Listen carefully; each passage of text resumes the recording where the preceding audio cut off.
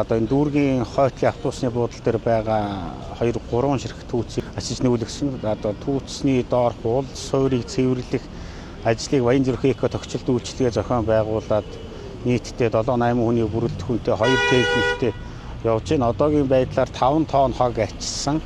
Одоо дахиад 5-6 тонн хог ачиж түүцний уул суурийг цэвэрлж дуусна. Ер нь бол нийтийн эзэмшлтийн гудамж зам талбайд энэ автобусны буудлын дээр байгаа түүцний эргэн тойрон ер нь бол зэрэг маш их хор уршигтай, маш их хэмжээний хог өөрснөө эргэн тойронд агуулж яадаг тогтцолтын ажил хийж болдоггүй. Өөрснөө орчныхоо эргэн тойрныг цэвэрлдэггүй. Одоо тогтцолтын ажилчдын ажилд маш их хүндрэл учруулдаг. Нийтийн эзэмшлийн гудамж зам талбай бохирдуулдаг.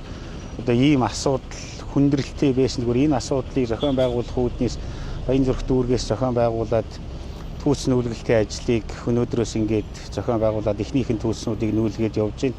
Бид нар түүцний уул суурийг одоо цэвэрлэх орчны тогтцолтыг хийх ажлыг эхлүүлээд явж байна.